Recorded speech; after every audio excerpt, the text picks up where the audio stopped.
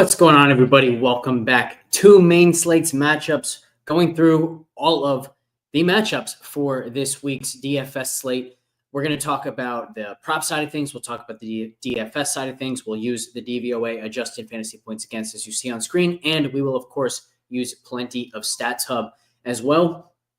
And I do want to do one thing a little bit differently this week, which is we've got a whole slate to get through instead of like the 4 games that we went through last week for the Thanksgiving and the Black Friday game, which means we got to do something in the interest of time. And so what I've gone ahead and done for this slate is I've already have the leaders in single high, 2 high, man rate, zone rate, blitz rate, cover 0 rate, and then we're also going to look at the team's lowest in blitz rate, and then we will look at the teams giving up the most explosive passes and the most explosive rushes and kind of just dive into those extremes. Because at the end of the day, we've kind of talked about this before, but if you have a guy with great man splits and he's much better against man coverage than zone coverage, it doesn't matter to him whether he's playing the team 13th in man rate or 17th in man rate. It does matter if he's playing the team 3rd in man rate or 27th in man rate. So we're looking for those extremes. And so I've just gone ahead and done exactly that. And then we will look at the teams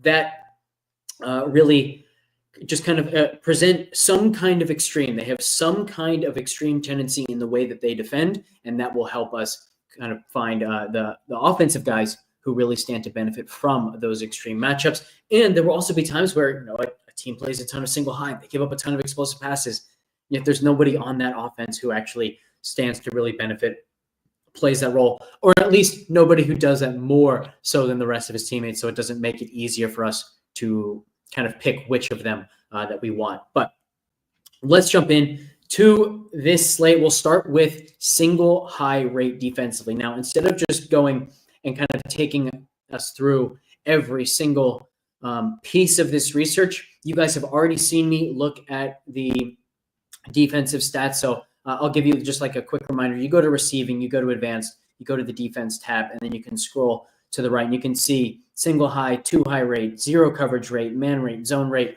all this good stuff. So what we're going to do here is, let me just refresh this since I think it may have timed out. I've been on StatsHub for quite some time. We're just going to go look at the offensive guys. So leaders in single high rate. This is where we're going to start. New York Giants, Cleveland Browns, tier break, Carolina, New England, and Pittsburgh. Now, I would kind of throw Pittsburgh out of there because they're a very good defense. We can actually look and see at the DVOA adjusted fantasy points against tab, and negative 17% to wide receiver ones, negative 26% to quarterbacks. So I would say, I don't really care about this, but they're playing Jameis Winston. So we do need to take a look at who benefits against this Pittsburgh team, because Jameis is going to throw the ball. Jameis is going to throw it downfield, and somebody's going to be running those routes. We got to figure out exactly who he's going to be targeting most often against single high. I have a feeling it's going to be a Jerry Jeudy week, but we will have to actually dive into that. So let's start instead against the New York Giants, who were one of the better wide receiver 1 matchups for a lot of this season. They have really kind of cratered. Now, a lot of that is because they have been so vulnerable against the run. You see this plus 10%, but they're also still playing a ton of single high. So let's go take a look now at who stands to really benefit from how much single high they're playing. I see a lot of you kind of filing in here, by the way. So just a reminder, as always, jump in the YouTube chat if you can. You can then participate live. We're going to get through a lot of stuff, but I am going to miss a lot of players, a lot of teams that you might be interested in hearing about the matchup. And if that's the case, just drop those names here in the live YouTube chat, and I will try to get to all of those. Also, leave a like and maybe a comment on the YouTube video as well. That helps us out a ton. The more views we get on this show, the more likely we are to continue doing the show into the future, even maybe the NFL playoffs this season. So make sure you're supporting the show, like the show, leave comments, whatever, and we will be able to continue to bring this type of content to you guys. But now let's jump back to StatsHub and let's take a look at who benefits against the New York Giants this week. So New Orleans is the lucky team against the Giants this week, which means I think I know who stands to benefit the most. So we're going to go to receiving, advanced player. We're going to just sort by the team here, and we're going to go to New Orleans.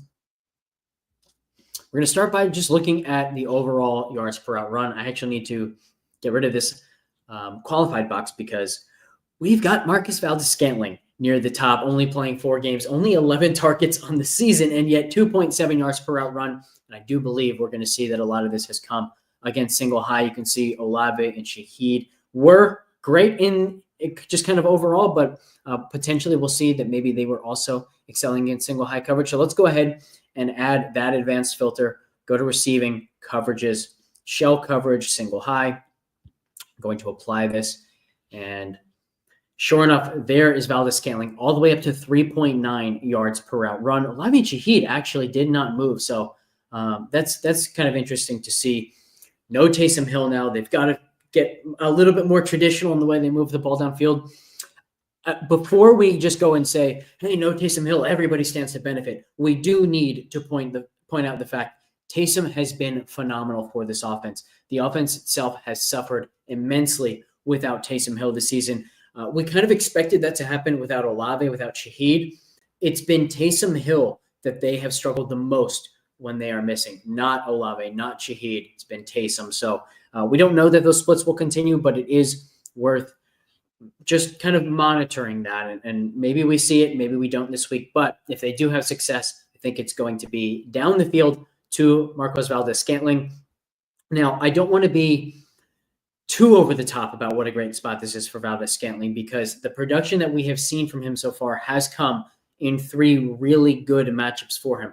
3 teams that either play a lot of single high and or give up a lot of explosive passes. So it's not like this is a much better matchup than the matchups he has seen. We shouldn't expect him to drastically outproduce the production we have seen from him. It's more, can Marcus Valdes-Scantling possibly keep this up? Well, in this matchup, I think he can. Certainly, I don't expect this type of production to last long-term for Valdes-Scantling.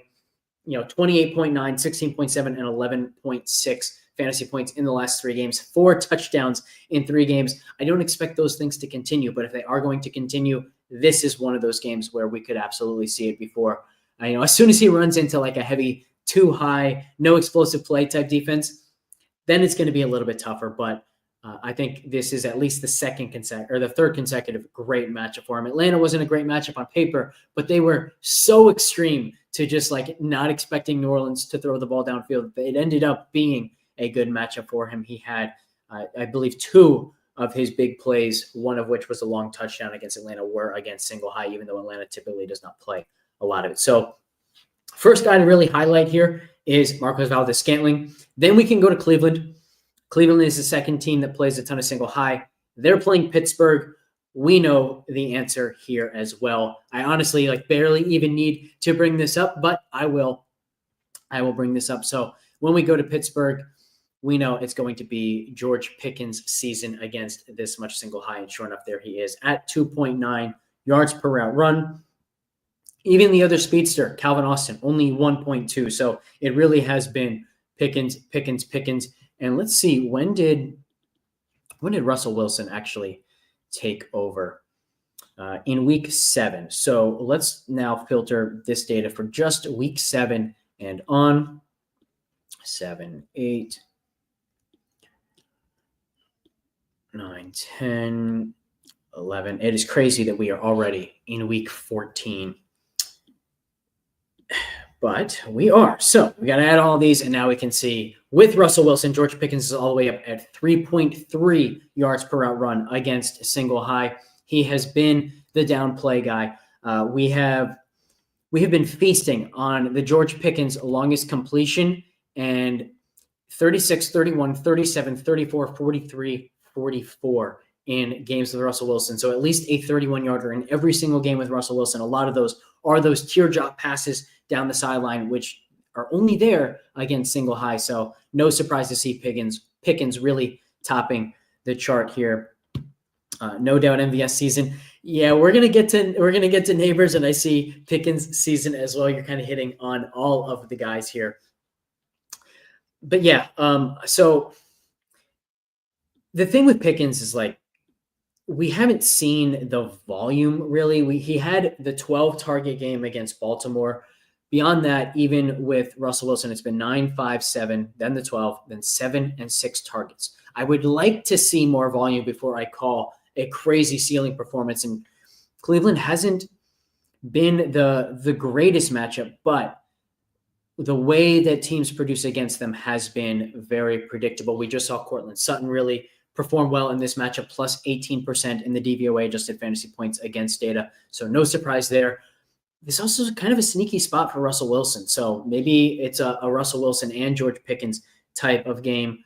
Wide receiver 3 is also doing pretty well against Cleveland. The problem is it's a little bit tough to tell who that is. Maybe Mike Williams finally busts on with a big play. Maybe it's Calvin Austin in the wide receiver 2 spot. Let me see exactly who Aaron designated this week as Pittsburgh's wide receiver 2 and wide receiver 3. So Van Jefferson being considered the wide receiver 2, which does put Calvin Austin in that wide receiver 3 slot. So that is potentially a double stack there. You go Pickens and Calvin Austin. You just hope for the one big play for Calvin Austin. Although the 2 big touchdowns we've seen from Calvin Austin of late were down the middle against too high. So the single high nature of Cleveland really does point us to George Pickens and George Pickens only, which probably means I'm more interested in him as a one-off or just in the props department. Let's see. Does Underdog have anything up so far for George Pickens? They've got 70.5 receiving yards, no longest reception as of yet. So the 70.5 I do think is pretty solid. But I'd like to see that longest reception before I bite on anything there. All right, let's get back to StatsHub and let's move on. Carolina is next. Once again, we don't need to know who, or we don't even need to see the data to know who's really going to stand out here. I actually wrote a big giant article on the Eagles earlier today about, is Saquon Barkley even the Philadelphia MVP? This is A.J. Brown's season, 3.7 yards per hour run. However, it is notable. Dallas Goedert with a massive 2.9 yards per route run against single high as well. We don't usually see tight ends thrive against single high, but Goddard really, really has. So as we look at how Carolina fares against each position in the DVOA adjusted fantasy points against data, we do see a massive plus 36% against the tight end position, also plus 36% against the running back position. People are going to flock to Saquon Barkley for obvious reasons this week, but I will say the Eagles' defense has been phenomenal. This game screams blowout. I don't care that Bryce Young has looked a lot better. Yes, he has, but he hasn't faced the Eagles' defense, and the Carolina defense hasn't faced this Philly offense. So with a blowout, I do think we could see A.J. Brown get a long touchdown. We could see Dallas Goedert put up some big numbers, and then we could see a lot of Kenneth Gainwell and Will Shipley in the second half. So it actually is kind of like a sneaky bad spot for Saquon Barkley in my mind. He's been producing so much because Philly just wants to get him the ball as much as possible. He's the guy they trust. He's the guy they know they're going to be able to move the ball through. They don't need to do that. They don't need to play that conservatively and just kind of going to their bread and butter over and over against this Carolina team. So the chalkier Saquon is, the more likely I am to fade him, which is kind of always true, but it's especially true in this one because I don't think it's the smash spot that most people are going to think that it is. Great spot for Dallas Goedert. We'll probably love Goddard in the props department, and that is in large part because of this massive 2.9 yards per out run number. And actually, if we get rid of that single high filter, you'll see the yards per out run doesn't drop at all for A.J. Brown. It's still at 3.7. Goddard's drops to 2.2, which is still quite strong, but it is not the 2.9 number we saw against single high. And Devontae Smith also goes from 2.1 to 2.3. So decent spot for him as well if he can get back on the field, which it sounds like he will. I think he was a full participant in practice today. All right, I think that'll do it for Philly. New England is next on the list. Before I forget, let me get let me get the single high filter back up here. And who does New England play this week? New England. New England's on bye. Okay, we can cross them off the list. So then Pittsburgh is next. So Cleveland. Cleveland is the next team we are looking for. Cleveland playing Pittsburgh. Pittsburgh is that other team up here. So let's go to Cleveland. Like I said, I think it's Jerry Jeudy. I know he had some really good. Okay, so not Jeudy had fantastic man splits. Am I correct about that? I think that's what I remember from last week. Let's go to man instead, and let's see.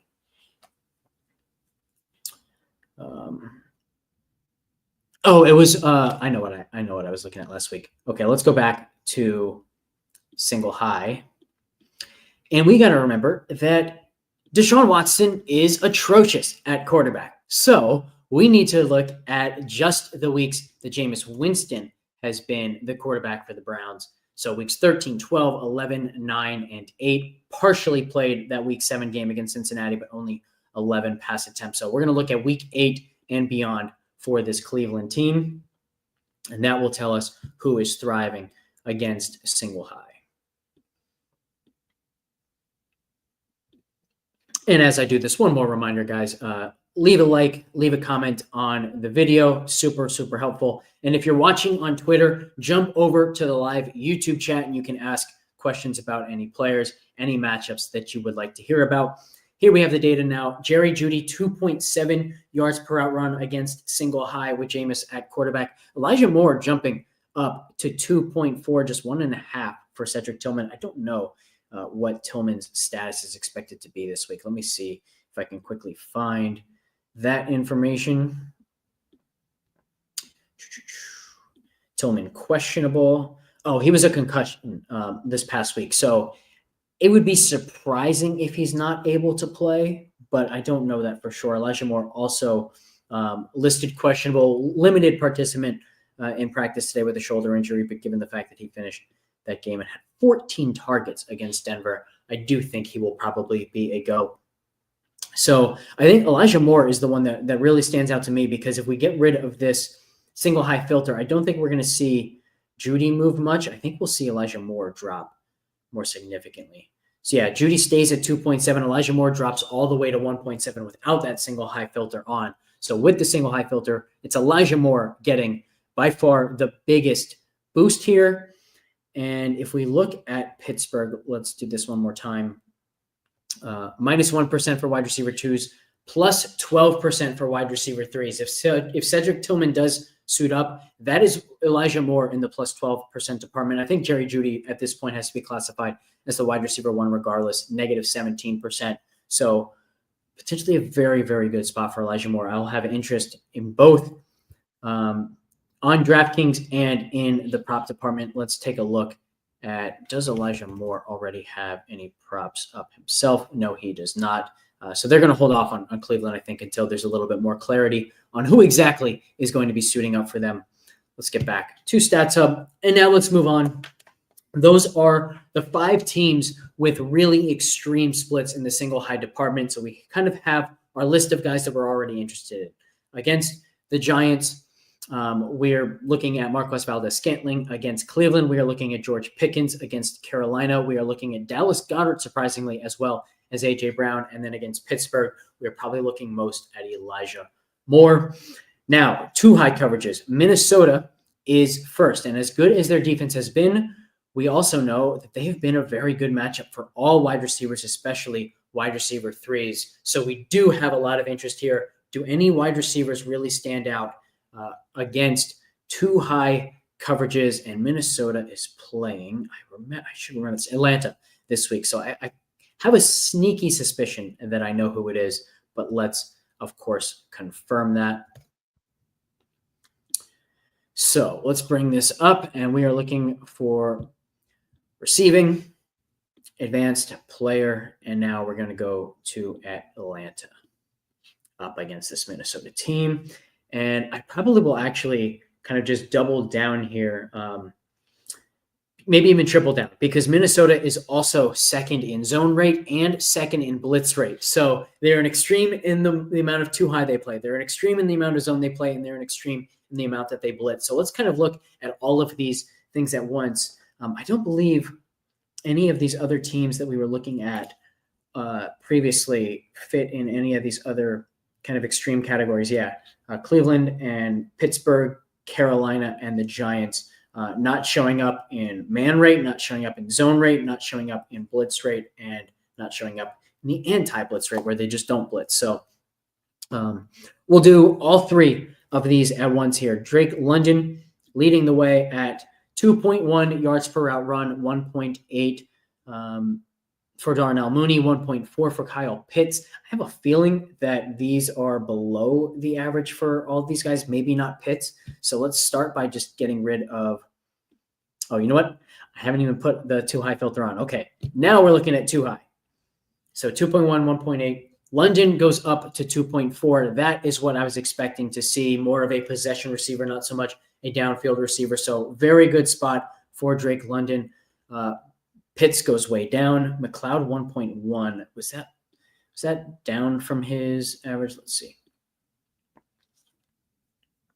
1.2. So pretty much no change for him. So boost for Drake London, small boost surprisingly for Darnell Mooney in the too high department. Now let's instead go to zone coverages. London pretty much stays 2.1. Now Pitts goes up to 1.8. Kind of interesting there. He must be quite good against cover 3. So kind of worth noting, but not so much for this matchup. Let's see. Next, we can look at these two things together. So zone and too high.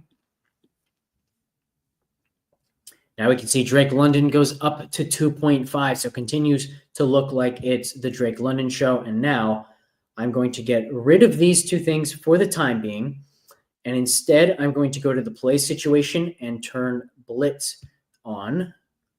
Now we'll see Darnell Mooney. Look at that. 2.6 yards per route run against the blitz for Darnell Mooney. Drops to 1.4 for Drake London. That is super, super interesting. If we look at now blitz and too high, and then blitz and zone, let's see if we get a different story. In fact, I'm going to start with zone because it's a lot harder to play too high when you blitz. So I'm guessing they don't play a ton of that when they blitz. And now we see kind of nothing at all. So zone blitzes, Mooney drops all the way to 0.7. London goes down to 1.6. Clearly, Kirk Cousins has not performed super well against zone blitzes so far this season. So maybe it's kind of a total avoid. This is definitely one of those situations where there's uncertainty here, right? Like with each data point we've looked at, we've seen a lot pointing to Drake London, but now we also see a lot pointing not to Drake London. He has not been the go-to guy against the blitz. He has not performed all that well against zone blitzes.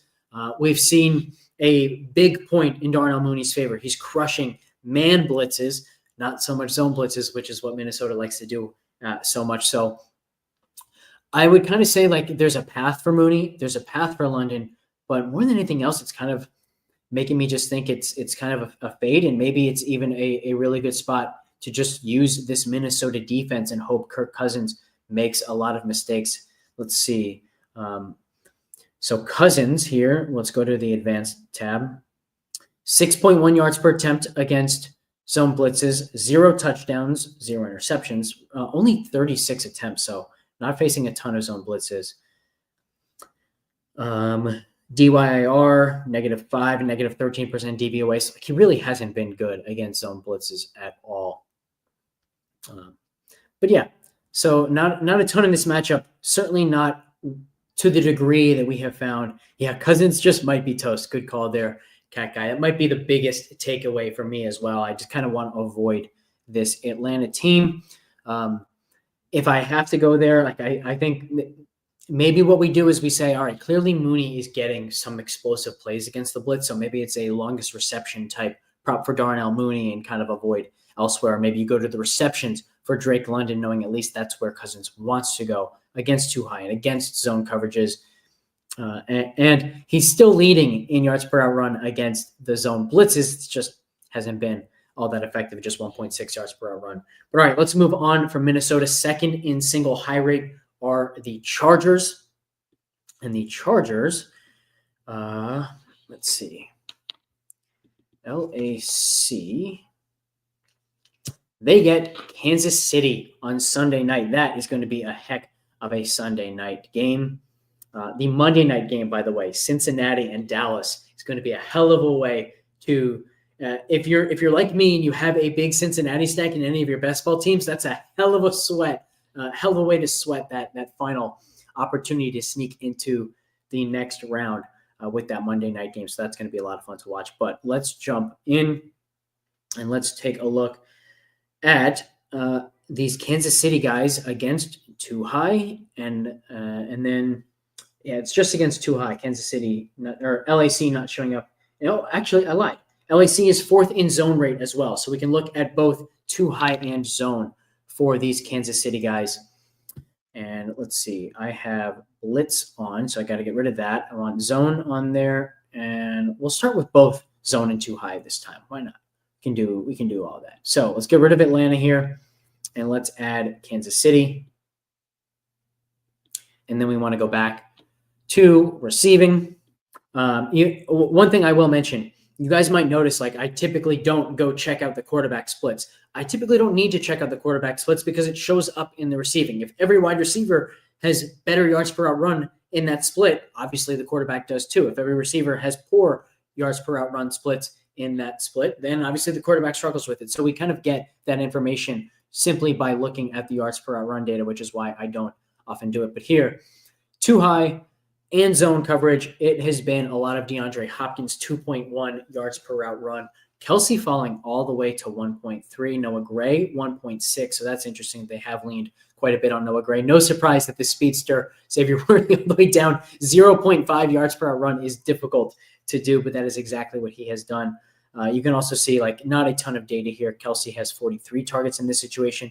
DeAndre Hopkins, 6 games with Kansas City, only 15 targets in that time, but he has been quite effective in that role. So now let's split these up. We can start with just zone coverage and take a look at these splits. 2.2 for DeAndre Hopkins. So again, really shining there. And then 1.5 for Travis Kelsey. Before I look at the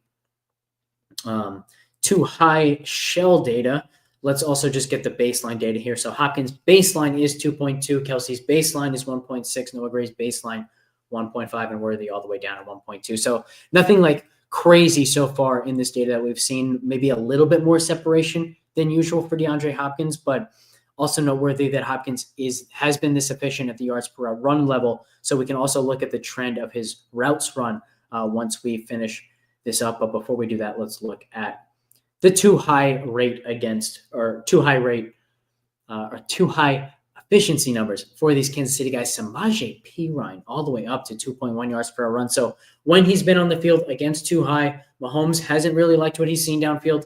He has liked the check down option to Samaje Perine. So a little bit tough to tell exactly how much Perine is going to continue to play as Pacheco gets healthier and healthier.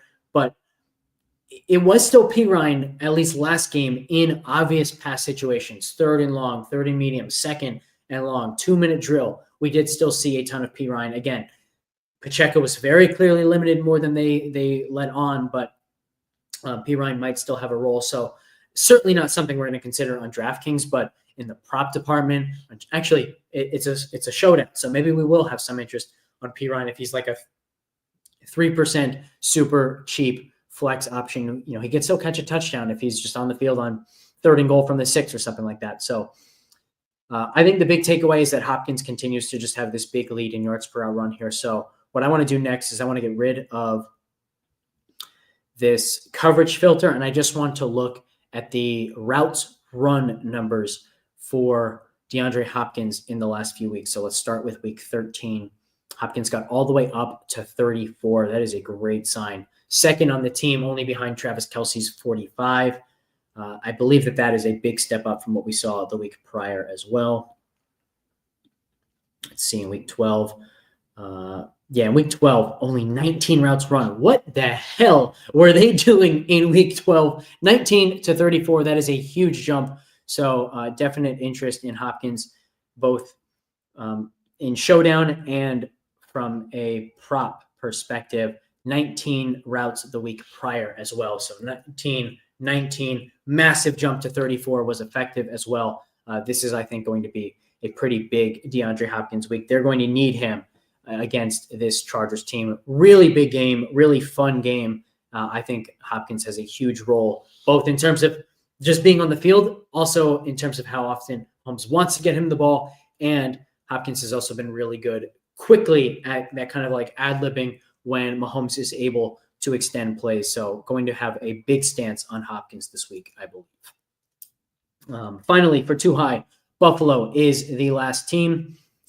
Buffalo going up against the Los Angeles Rams Sunday afternoon, 4:25. Another pretty good, exciting game there. So this is one where I actually, once again, kind of know exactly what story we're going to be told here, but we can kind of go through it regardless. Let's bring up zone coverage once again, or sorry, too high coverage once again. And let's go instead to those Los Angeles Rams. I got to get rid of the weak filter as well and look at those Los Angeles Rams. Okay. Yards per route run. 2.4 for 2. Let me just refresh. Let's just make sure that this is fully updated. Why don't we? So reminder, anyone watching live going, why did I just refresh that? If you're on StatsHub for a long time, if you leave it on a specific page and then you go try to do this big filter again, every single time that you use these advanced filters, we have to query the database. So if you're using it a ton, it can get kind of stale and a little bit behind. And it just needs a quick little refresh and it'll be good to go. All right, so what did I want here? I want teams, the LA Rams. Where are you? And then I want advanced filtering, receiving, coverages, and let's get that too high filter back on. And it looks like it was fully updated. Look at that. So Tutu Atwell leading the team, 2.4 yards per route run. It's only on 16 targets, only 70 routes. He's not playing a ton right now, so we can't just like immediately go firing on all Tutu Atwell props and things of that nature. But Puka at 2.2, Cooper Kupp at 2.0, massive drop-off for DeMarcus Robinson to 0.9. Let's get rid of this filter so we can compare to their baselines. And you'll see kind of so actually Tutu Atwell really solid 2.5, right? But Puka comes down, Kupp pretty much stays neutral. DeMarcus Robinson doesn't go down as much as I thought he did. But major trend overall, too high, not great for these Los Angeles Rams. So maybe it's a Kyren Williams spot. He had a really good game on the ground last game. Buffalo has been susceptible to some big games on the ground. Let's look at the DVOA adjusted fantasy points against data. So negative 20% to wide receiver ones, negative 19% for quarterbacks, plus 19% for running backs. So maybe it's a Kyren spot. We'll potentially look at that when we get to the explosive rushing data at the end. But yeah, nothing crazy there either. So now let's just go move on. I think that's more or less an avoid situation on all of those Rams receivers. And let's instead go to man coverage. Denver, Detroit, and Jacksonville are the three teams of interest. The Broncos, I think the Broncos might have a bye. Broncos have a bye.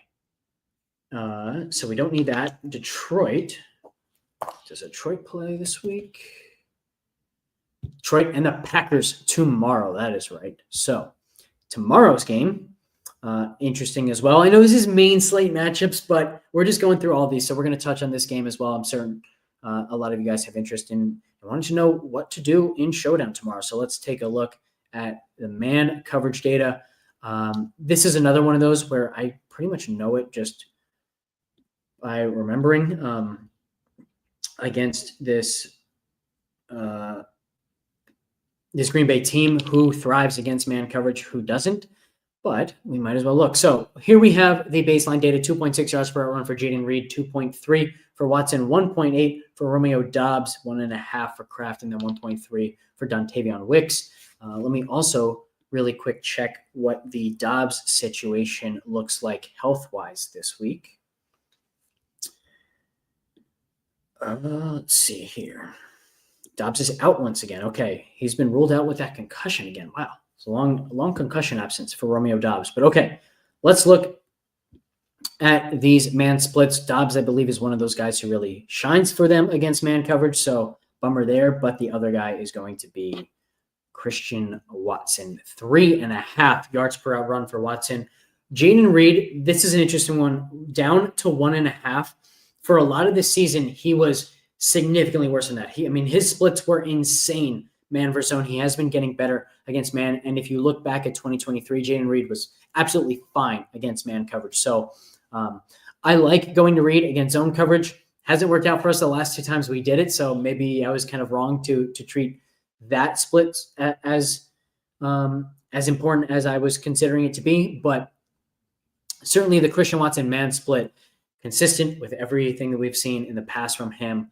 So I do think that one is a really strong, believable split that we want to lean into. 3.5 yards per out run is really, really strong against man coverage. And I was showing the DVOA tab, wasn't I? Okay. Let me share this tab just so you can see this data here. Yards per out run against man coverage. There's 3.5 for Christian Watson, 2.3 for Dobbs. So a bit of a shame that he is out, but then 1.5 for Jayden Reed. So not anything crazy bad for him. And when we look at the DVOA adjusted fantasy points against data, you can see Detroit has been a good matchup for all wide receivers, plus 33% for wide receiver ones, plus 12% for wide receiver twos, and plus 19% for wide receiver threes. Some of this has actually come down throughout the season, but we did just see Chicago really thrive, at least in the second half, against this Detroit team.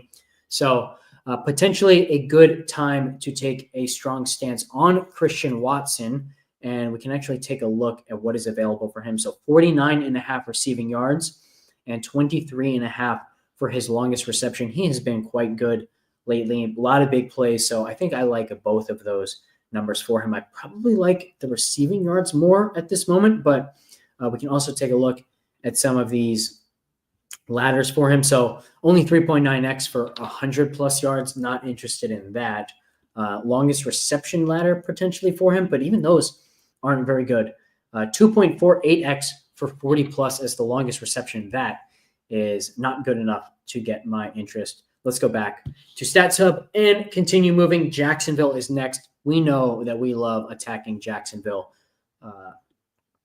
So let's real quick just start here in the DVOA adjusted fantasy points against data, plus 32% for wide receiver twos. Wide receiver twos have really killed them all season, except for Tank Dell last week. It was just a Nico Collins show, plus 6%. I think that's one of those cases where maybe Jacksonville is paying a little bit closer attention to wide receiver ones. Maybe they have a cornerback who typically does a good job of taking away wide receiver ones, but you get a stud like Nico Collins, and sometimes there's just too much for them to handle, and Nico was really able to be the go-to guy. Also seeing plus 18% for tight ends against them. Dalton Schultz just had a good game.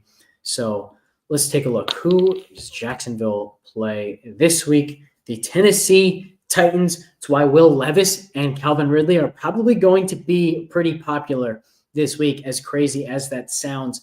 Remember, plus 32% for wide receiver two. So maybe this is going to be a Westbrook-Ikine week, as somehow they all have been. But let's go take a look at Tennessee against man coverage. That is what we are here to do. Tennessee.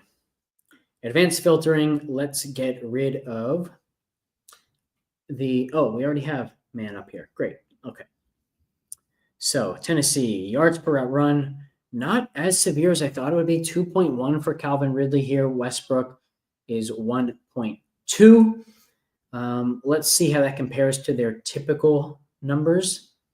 Remember, this team has been atrocious passing the ball, so 2.1 and 1.2 might be better than their baselines, and sure enough, Calvin Ridley only 1.8 for his baseline, but Westbrook-Ikine better against zone coverage than man. Here you can see going from 1.5 to 1.2 for Westbrook-Ikine against man coverage. So I do think it's a Ridley week if it's either of these guys. It also could be a situation where when you really, really go all in on a matchup and you forget that the offense stinks and the quarterback stinks, sometimes you just get burned that way. So another one of the spots where, look, if Ridley's not getting a ton of attention, I will take him. But if he's going to be really popular, I'm probably going to fade him and then just look in the prop market to see if there's anything I can find there. I can already see Ridley longest reception, 24.5, 60.5 receiving yards. I think both of those have my interest more than Ridley has my interest on DraftKings as a popular option. Not that he's had like too many explosive plays, though. Longest receptions of 30, 63, 41, 47, 33, and 40 are his longest of the year. Those are the only weeks. Oh, also has a 25. Those are the only weeks that he went over this 23.5 number. Okay, what is next? Zone coverage. We have Tampa Bay, Green Bay, and Buffalo on this slate that we need to pay attention to. I didn't even notice Buffalo is up there in both too high and zone. So real quick, let's look at the zone splits for those Rams. That's who Buffalo plays, right? Yeah, Buffalo playing the Rams. So let's just make sure we didn't miss anything there. The too high numbers were really bad for all these Rams, so I think this is going to be a very quick check, and we'll see something similar. I think we're going to see Puka look pretty good in these splits, but nothing crazy. So coverages, we want zone, and we want LA. I thought I already clicked them, but apparently not. So yeah, Puka jumps to 3.1 against zone. So that aspect of it is actually good for Puka, but that's not above his baseline. That's just at his baseline. So really nothing special here. Atwell, again, jumping to 3.1. So maybe we need to pay a little bit of attention if Tutu Atwell has some really, really low numbers. Right now, he has no props up. Let's see. Did he run more routes this past week? It seemed like he was on the field a little bit more than he had been in weeks prior. So let's just take a quick glance at that. Maybe we do want to take a bit of an aggressive stance on Tutu Atwell. Only 10. So no, apparently I was wrong. Nothing crazy there. 10 routes run for Tutu Atwell, 21 for Puka, 24 for Cooper Kupp. So the snap rate did go up, but it was only 2 catches for 39 yards. Nothing crazy. All right, let's move on from that. Tampa and Green Bay is all we need to look at now from the zone department. And Tampa is also first in blitz rate. So we'll look at both of those things in combination here. Tampa playing, I believe it's Las Vegas. Yes, Tampa plays Las Vegas Raiders. So let's quick take a look here at the DVOA, just at fantasy points against data. Tight ends looking awesome against the Vegas Raiders. Maybe it's a K. Dotton spot. -4% for wide receiver ones, -17% for wide receiver twos. Teams don't have to throw a ton against this Vegas team, +9% for running backs, +8% for quarterbacks. So a lot of success for tight ends. Wide receiver ones have had some success against them. But let's really look at these zone splits and the splits. I just confused myself. We're looking at Tampa. We're looking at Las Vegas against Tampa. So +11% for tight ends. Still a good tight end matchup. -4%, +4%, +25% for wide receiver threes against Tampa Bay. +32% for quarterbacks, as teams really like to throw the ball against this Tampa team. So looking at Las Vegas, probably no surprise here who's going to lead the way in yards per route run. I think it's probably going to be just Jacoby Myers and Brock Bowers. So let's take a look at the Las Vegas Raiders. And we want first zone splits, and then we want blitz splits, and then we want the combination of the two. So Brock Bowers, 2.0 yards per route run. Jacoby Myers, 1.4. Trey Tucker, 1.0. Let's get rid of that zone filter just so we get the baselines once again. 2.1 for Bowers, 1.8 for Myers. So slight decrease to both, and 1.0, no change for Trey Tucker against zone coverage. Now let's go to blitzes. 2.3 for Bowers, 2.2 for Jacoby Myers. So that's an actual jump up for Myers against the blitz. Slight jump up for Bowers, but nothing crazy there. And now let's look at the combination.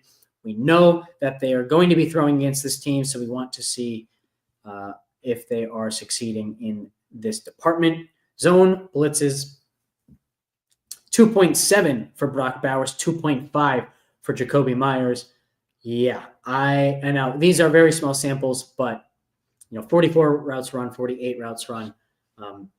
But everything here kind of just points to Brock Bowers and Jacoby Myers, as every week we should be looking for on this Vegas team. But certainly one of those spots here where we can be pretty confident in both Bowers and Jacoby Myers against this Tampa team. Volume and matchup dependent there for both of these guys. So let's take a quick look at what we can see in the props department for these guys. 67.5 is a big line for Brock Bowers. Jacoby Myers is at 60.5. Kind of interested in both of those, honestly. Might be a really good stack on Might be a really good stack on pick 6 as well. Just kind of when you know where the production is going to come from, it makes those 3-man stacks around pick 6 that much better. Eric's saying Raiders stack with Evans looking really nice. Go Birds, go Birds indeed. They have been awesome. So much fun to watch. Hopefully they continue this throughout the rest of the season. But yeah, let's take a look at the other side of this game just real quick because we're already here on blitzing. Las Vegas, a heavy blitz team, and they're the number 1 team in blitz or in cover 0 rate by a wide margin. So let's real quick go to Tampa Bay. I'm going to have to get rid of the zone split here. And let's get rid of Las Vegas. So against the blitz, Mike Evans, 2.0 yards per out run. Godwin was kind of the man, 2.3. Sterling Shepard, interesting, 1.6. They also like to catch teams in blitzes with the quick game to both Bucky Irving and Rachaad White in the passing game. But let's take a special look at, instead of just blitzes, let's look at shell coverage, cover 0. So this is where Las Vegas is using the 0 blitz over 10% of the time. No other team is even at 8%. I think like third place is at 5.8% or something like that. Man, Godwin just destroyed cover 0. You can see really, really low routes run here. So I don't want to take too much from this by any stretch of the imagination. I think the bring back for me from Las Vegas stuff probably is not Mike Evans. I think it's just going to be Bucky Irving, provided that he is healthy. Because remember, as we go to the DVOA adjusted fantasy points against data, plus 9% against this Vegas team. The 31% is interesting from Otten. So I think we can still go 2K to Otten. Nothing standing out in the yards per out run data for him. But you know what? Let's do this. Because Godwin has really stood out in this data. Let's see, what week did he? So weeks 8 and beyond. Evans came back week 12. Let's just look at the last 2 weeks. Since Mike Evans returned, no Chris Godwin, what does it look like for this team? So week 13 and week 12, is that right? Or did they have a bye in there? Evans, week 12 and week 13. Okay. So weeks 12 and week 13 now, we get no, like three routes run for these guys against cover 0, not facing cover 0 at all. But what have they done against the blitz? So like big, giant,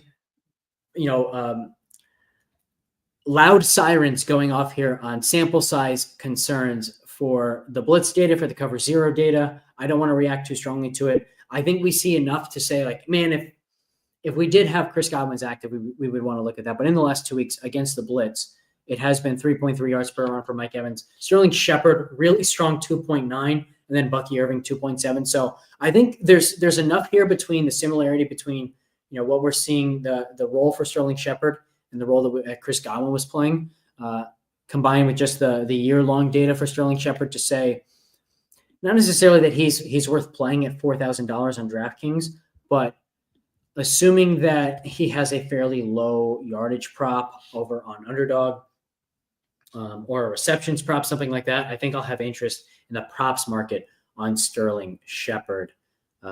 Reminder, wide receiver 2 is negative 17% against Las Vegas, but I think the split here is a little bit more important. So yeah, nothing crazy there, but I think there's a lot to kind of be intrigued by from all that stuff. So let's move on to the next spot. Green Bay against the zone. We were already looking at this game because we were looking at the Green Bay guys against Detroit. So now let's look at Detroit against zone coverage. All right. So get rid of Tampa. Get rid of that week's filter. Receiving coverages. Oh, I got to get rid of the blitzing. So coverages, zone. Apply that.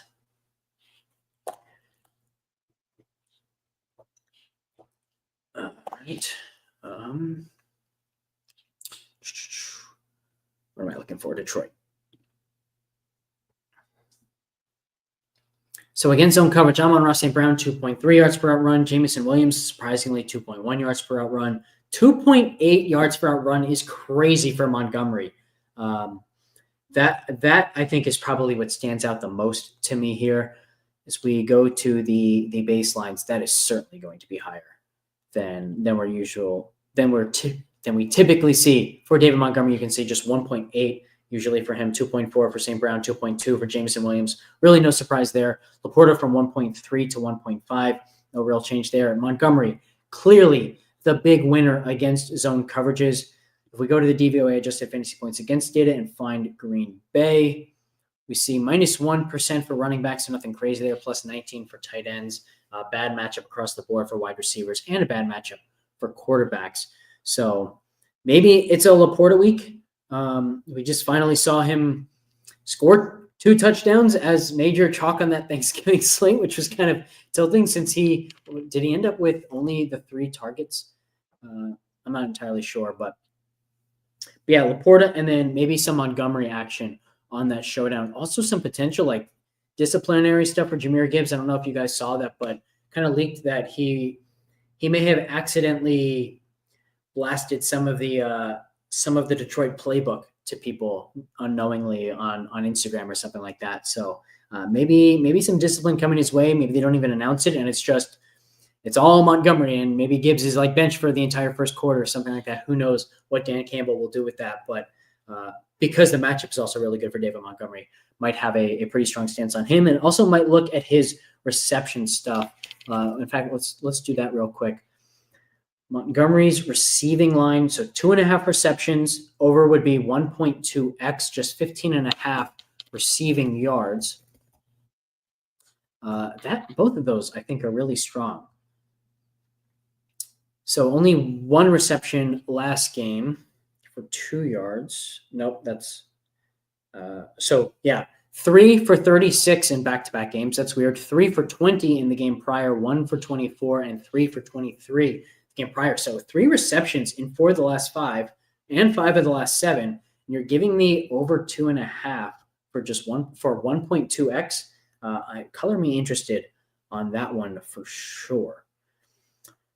All right, what's next? We have, we're through all of the zone data now. The other 2 teams high in blitz rate are Kansas City and Arizona. Then we also have, those are the other teams in cover 0. We haven't seen enough cover 0 to take enough of that. So Kansas City, Denver, and Washington are the other 3 teams at the top of the blitz rate leaderboard. So let's go ahead and look advanced filtering. Let's get rid of, let's get blitz to true.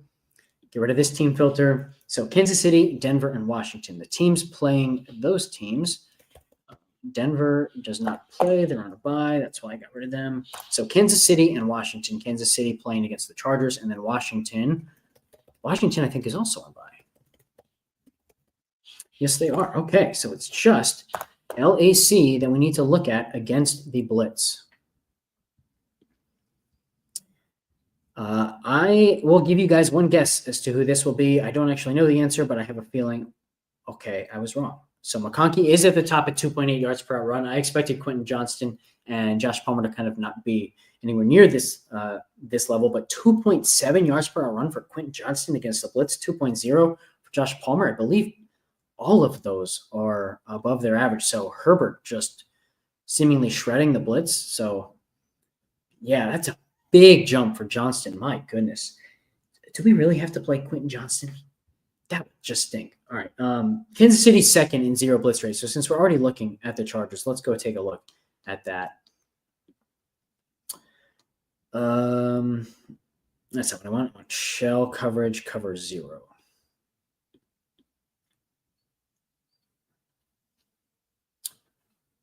Crazy small sample sizes here, so not really learning anything. It's also worth noting a lot of the time that teams do see cover 0 is in the red zone. So it's not surprising to typically see the yards per run really down with such a small sample. It doesn't mean, in a small sample, he's really struggled. It's that they're only really seeing it in the red zone. So, of course, you're going to see smaller yards per run data numbers there. So I'm going to have to look more at those Chargers because it's surprising to see both Palmer and especially Quinn Johnson that high in yards per run against the blitz.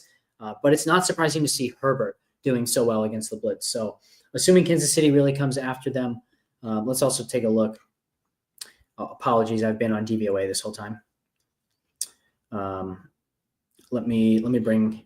So let's go advanced filtering. Let's get rid of the zero blitz filter just so you guys can see this once again. First blitz true. McConkey 2.8, Quentin Johnston 2.7, Josh Palmer 2.0 yards per run against the blitz. It's kind of crazy. Now let's go to the DVOA adjusted fantasy points against data. Negative 20% for wide receiver ones, negative 8% for wide receiver twos, plus 27% for wide receiver threes. Let me remind myself who we are designating as that wide receiver three for this team. This is a bit of a harder one to determine. We have Johnston as 1, Palmer as 2. So we actually are designating McConkey as wide receiver 3. Reminder, we've talked about this before, but the way we designate this is we look at all sorts of things. We're looking at first read target rate. We're looking at who's playing on the outside, the types of routes that are being run. So it's interesting. Like McConkey's clearly their number 1 in the sense that he's their best producer. He's the guy that Herbert looks to under the gun when they need a first down, things of that nature. But the way that teams defend different types of routes, like in that regard, wide receiver ones are more like Quentin Johnston, wide receiver twos are more like Josh Palmer. So it does mean that McConkey could really benefit from this wide receiver 3 matchup. But to me, this is one of those matchups where for all 3 of them, I'm probably just looking at this negative 4% for wide receivers as a neutral matchup for all 3 of them as like the most appropriate indicator for them. And then using the splits data quite a lot. One thing I will also do for that showdown to like really get a better read on it is kind of go week to week and see how much has Steve Spagnuolo changed his blitz rate against quarterbacks who perform well against the blitz. Is he still just saying, you know what, this is what we do. We blitz, we're aggressive. We're going to come after every quarterback, no matter how well he typically fares against the blitz, or does he really dial it down? So I'll want to look at that. Teams who don't blitz a lot, Jacksonville, Buffalo, Indianapolis, San Francisco, and Green Bay. Instead of looking through those teams to see who benefits from teams that don't blitz a lot, I would rather just jump now to the explosive passing game and to the explosive rushing game. Close it out there. We're already an hour in, so let's close the show with those 2 things. Those have been incredibly helpful for us, both in the DFS streets and over on Underdog and Prize Picks with those longest rush and longest reception props. So let's go ahead and do that. Let's go to StatsHub. We'll start here in the receiving section. So passing, let me get rid of, you know what, I can just clear all filters. Passing, air yards, defense, and we'll start with yards. So Jacksonville, Cleveland, Baltimore. Look at that. Cleveland, because of this past game, actually vaulted ahead of Baltimore there. Kind of crazy to see. No deep passing yards, if I recall correctly, for Philly against that Baltimore team. They found a ton of success on the ground. A lot of the stuff to A.J. Brown and Dallas Goedert was more underneath. Kind of interesting the way they attacked them, but they got the big win, so I'm not going to complain or criticize it by any means. The Jets also allowing a lot of deep receiving yards. Indianapolis as well, New Orleans, Kansas City. So who did we say is playing Jacksonville? Tennessee. Yeah, that's where we have to start, unfortunately.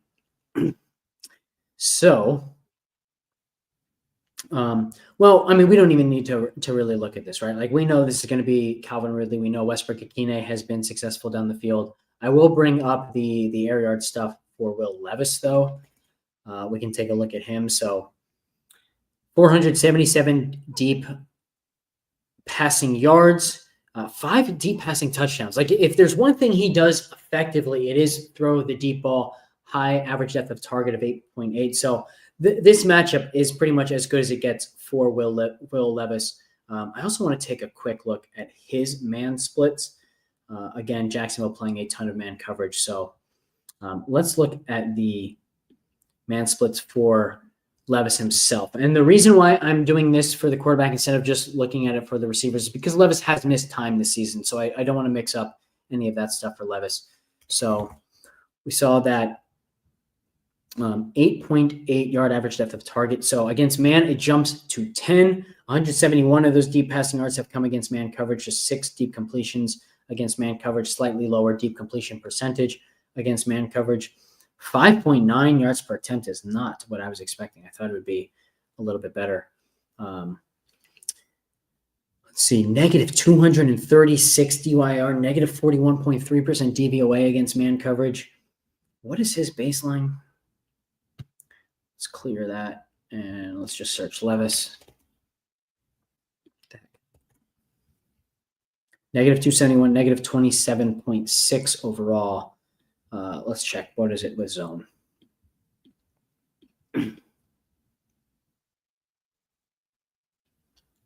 Negative 34, negative 15.2. Still bad, but not nearly as bad.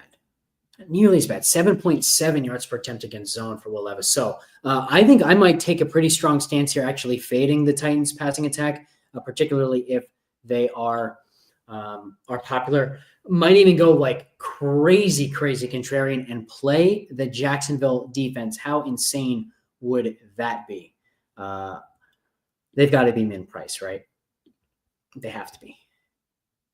Why are they $2,600? I don't know why they're $2,600, but that kind of ensures that they're going to be 0% owned. So they put up 10 against Philly. They put up 11 against Minnesota without a touchdown, 3 picks, a sack, only allowed 12 points. Then they got blasted by Detroit, but they were actually like decent against CJ Stroud, only 2 fantasy points, but sacked him twice, only 218 passing yards allowed. Might take a really off-the-wall chance on Jacksonville. Well, it's Will Levis, right? Like if Will Levis gives Jacksonville 2 defensive touchdowns, none of us are going to be surprised. So that might be a really contrarian take for me, one of my hot takes this week. I'm not going to consider that unless Tennessee is really, really popular, unless Calvin Ridley is 30% and Pollard is 25%, things of that nature. Then I would absolutely take a look. All right, who's next in the explosive receiving department? Defense, receiving. I probably should have written this down so I don't have to go back to it each time. I will this time. Oh, I want passing, actually. Passing air yards defense. Cleveland. We already touched on Cleveland. We know that's Pickens. Baltimore is on bye, so we don't need to do that. Who did the Jets play? The Jets even playing this week, or are they on bye too? Lots of teams on bye. Jets play the Dolphins. Oh my God, we're going to have to go back to Tyreek Hill, aren't we? Oh boy. So that puts Tyreek Hill squarely in play. Let's look at the DVOA adjusted fantasy points against data for the New York Jets. They have been a very bad matchup for passing games, but only negative 11%. That is the best for wide receiver ones in the passing game. Only negative 1% for opposing quarterbacks. Now, Tua hasn't looked great down the field. Tyreek hasn't looked great down the field. So by no means am I saying, yeah, all in on Tyreek, but maybe longest completion for Tyreek Hill. Like that would probably be something that I have a lot of interest in. Only 63.5 receiving yards is kind of crazy for him too. Like we're just not used to seeing numbers that low for Tyreek. I think that'll do it in the explosive passing department. Not a ton to love this week. Indianapolis, New Orleans, Kansas City, Minnesota. Who does Indy play? Bye. They're on bye, so we can't really do anything with that either. New Orleans. Who was New Orleans up against? They were up against the Giants, right? Okay. If I recall, Cat Guy said Neighbors season. So maybe it is Neighbors season. Drew Lock once again for the New York Giants, and we can see here New Orleans negative 15% for wide receiver ones, 38% for wide receiver twos, plus 33% for wide receiver threes. Goodness gracious. I'll tell you what that makes me think. That makes me think it could be a Slayton game. It could be a Jalen Hyatt game. Let's take a look at the routes run for those guys. Are we seeing any more Hyatt just because the Giants stink and are pretty much out of it. So receiving. First, let's go to air yards player on the Giants, and we'll see. Average depth of target. This is why I said Slayton 13.1. We actually have to uncheck the qualified box to get Jalen Hyatt to show up. Just, oh my God, look at that. 18.6 average depth of target for Jalen Hyatt. So if we expect him to be on the field a little bit more this week, we could definitely take a chance on him. Week 13, let's look at the routes run data. Only 13 for Hyatt. Slayton 27 in week 12. Come on. In week 12, it was 18 for Slayton, 20 for Hyatt. So it actually looked like Hyatt was maybe getting more run, and then not so much. They took that away from him. So let's look at week 11 as well.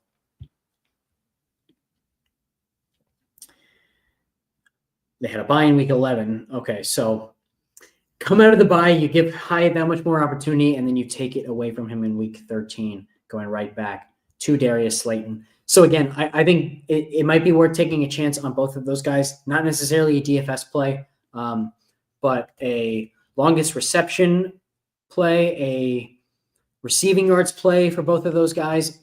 They could really get the Marvin Mims or Kevontae Turpin treatment and get that longest reception ladder. Slayton already available.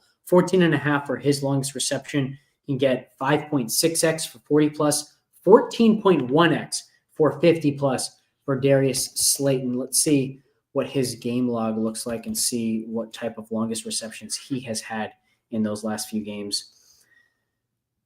Ooh, that's ugly.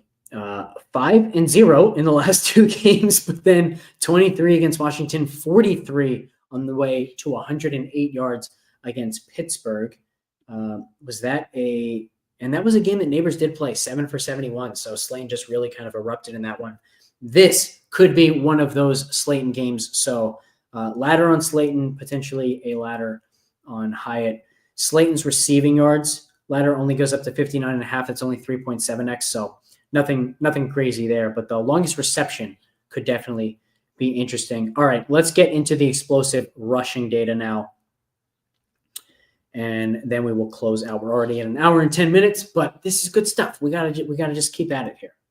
Reminder, if there's anyone you guys want me to touch on that I haven't touched on yet, now is the time. Get those questions in, and I will be able to answer them before we jump off. Also, reminder, you can leave a comment down below. That's super helpful. And of course, like the show before you jump out of here.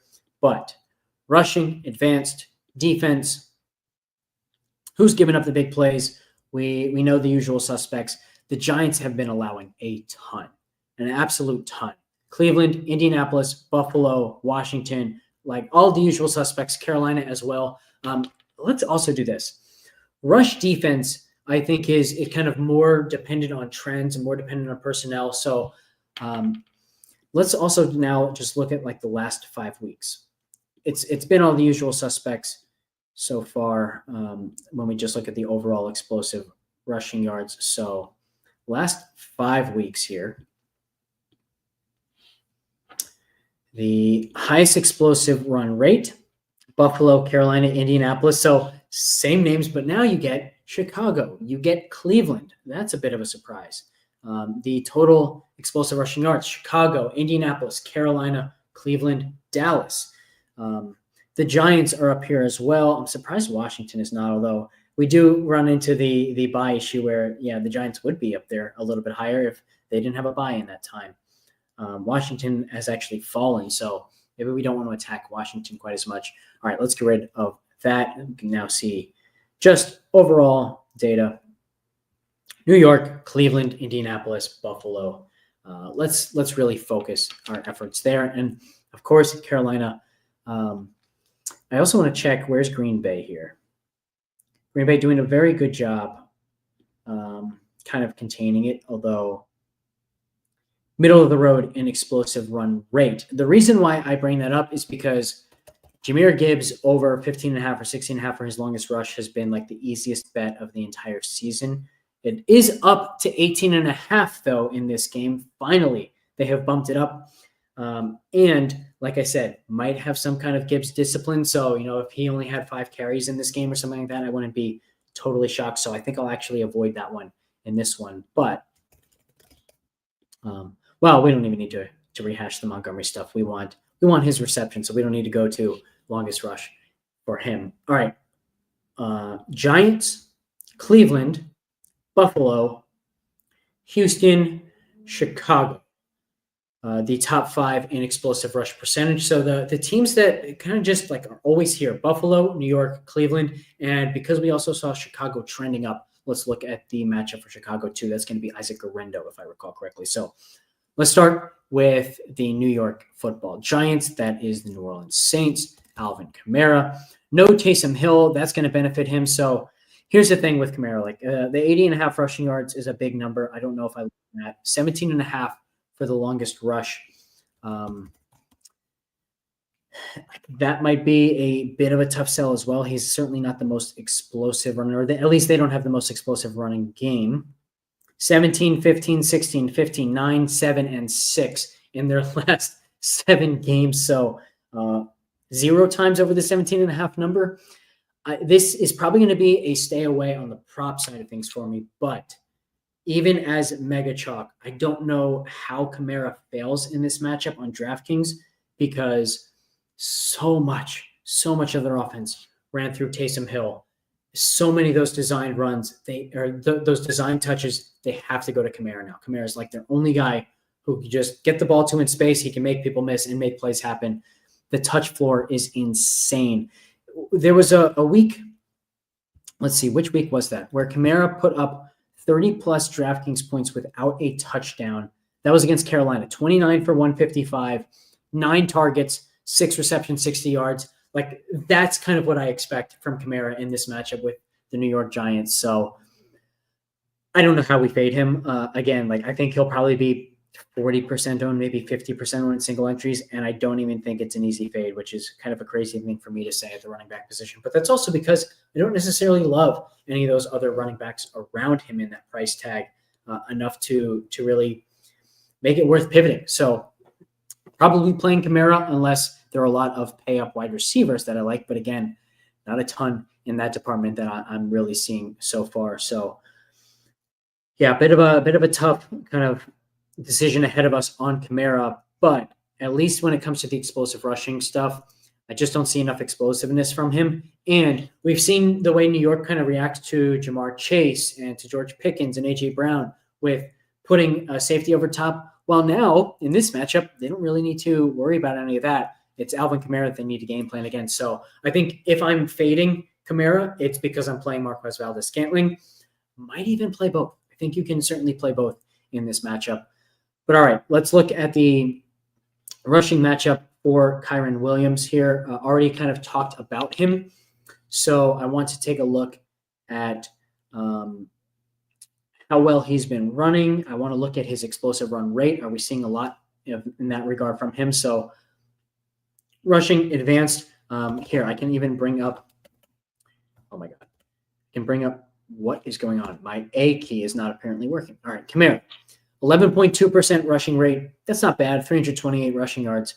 If we just sort by explosive rushing yards, you can see that's nowhere near the top. 15th. The 11.2% explosive run rate also not near the top. We're going to see. Let me get that qualified box back up there. And let's also get rid of these quarterbacks. So anytime you want to do that, you just add a filter. Position contains RB. Boom. Look at that.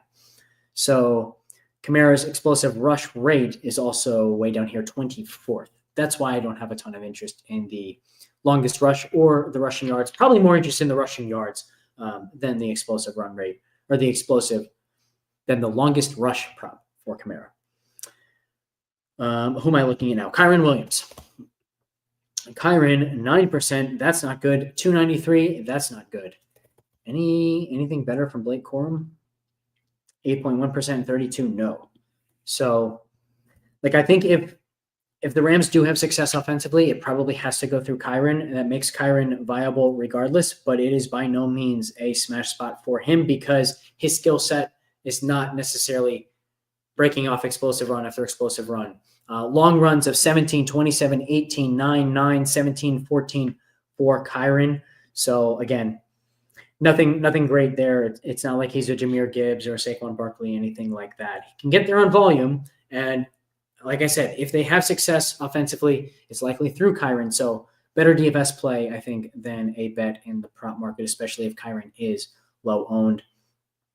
All right, who are the other teams? I know Chicago was one of the teams we wanted to kind of check against, and the Bears play the San Francisco 49ers. Guerendo has been good in the explosive department, I believe 11.9%, 139 rushing yards. We also know Jordan Mason, 15%, 420, and McCaffrey at 12%, 84 explosive rushing yards. So like explosive runs are just going to come from this offense, right? So anything Guerendo related, I think, is going to be a very good bet this week and a good play on DFS. So far, no props for Guerendo other than a touchdown prop for him. So nothing to bet yet, but I will keep my eye out on that. I think it's a really, really good matchup for Guerendo. The explosive rushing is awesome for, what is he, $5,400? So he will also be super, super chalky this week, but another spot where it's probably good chalk because when he hits, it's probably going to be a big enough number where you might need him, right? You might need him. And the fact that I think he's so likely to break off at least one explosive run and the touchdown equity is there that the floor is going to be fantastic for $5,400. I played two chalky running backs last week in Chase Brown and Bucky Irving. Had a really, really solid week. Shout out to the brand new contest sims really helping with those lineups, and they're going to help again this week. It's not going to surprise me if they're pointing us to a Guerendo and Kamara pairing. It's two more really chalky running backs this week. Goes against what I have done over the last couple of years, although last week felt like it was actually a slate where that made sense. And I think this one kind of passes the vibe check for me as well. So we'll see what the Sims say, but that's kind of my guess right now. And we'll see exactly how well these guys project for us, but I think they're going to be pretty big numbers. I think there was one other team I wanted to look at in the explosive rushing department. So let's see. Looks like it needs a refresh. Rushing, advanced, defense. Needs another refresh. It might need a hard refresh. We're going to give it a hard refresh.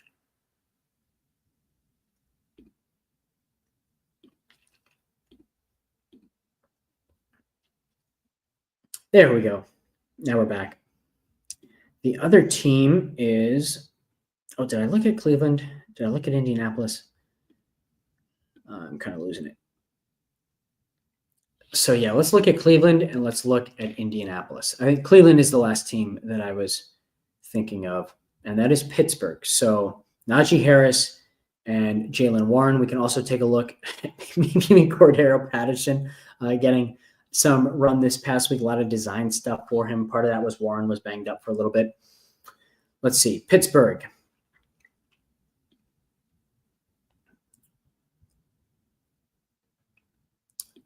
So, no surprise, Najee Harris leading the way in explosive rushing yards. 11.1% is fine. 10.3% for Warren, fine. So, I think this is one of those things where, like, I will have interest in the longest rush for both of them if they are fairly low. Nothing yet for Warren. Just 34.5 is his rushing prop. Najee Harris, 62.5. And no longest rush posted yet for him either. So going to have to just kind of come back and see what those look like. Probably a decent spot for both, but they're also like neither of them are the super explosive guy that we can really expect to have a huge game against this Cleveland defense. Obviously, the last time these two teams met, it was in the snow. So we didn't get to learn a ton from that one. If I recall correctly, Warren was pretty effective in it. Let's see. Yeah, Warren was actually the better of the two. 11 for 45 for Jaylen Warren, 16 for 41 for Najee Harris, a long rush of 15 yards for Jaylen Warren. Patterson only 1 for -2 in that game. So probably a little bit more interest in Jaylen Warren than Najee Harris, but we will see what those lines look like. I think that will do it. Thank you, everybody, once again for tuning in. Reminder, we will be live tomorrow, 5:30 Eastern, with For the Millie, diving into that game, maybe talking a little bit about the main slate. We'll have props for you, maybe even some pick six stuff, and of course live as well at noon tomorrow, myself and Zach talking through some NBA stuff, and maybe we'll have an early NBA pick there. One thing that we've been doing anytime we have these like doubleheader shows, because we have either a Monday night game or a Thursday night football game, when we are giving out our NBA picks at noon for free on the Daily Dime, you can find that show as well on the FTN YouTube channel. Sometimes I'm also throwing in some NFL picks, and by the time it's showtime for 5:30, a lot of time those lines have already moved. Gave out Cortland Sutton at 61.5 on Thursday on the Daily Dime. By the time Monday, not Thursday, Monday. And then by the time we were live at 5:30, he was already up to 68.5. His longest reception prop had already gone up by 2 yards as well. He hit both of those regardless of the new number, but it really does matter. So make sure you're tuning in to the Daily Dime at noon tomorrow, and then to For the Millie at 5:30. Appreciate you, Albert. Love doing this show. This is a really fun one. And like I've said to people before, like I don't mind doing this one because this is work I'd be doing anyway. The only difference is now I'm doing it on camera. So appreciate you guys joining. Catch you next time.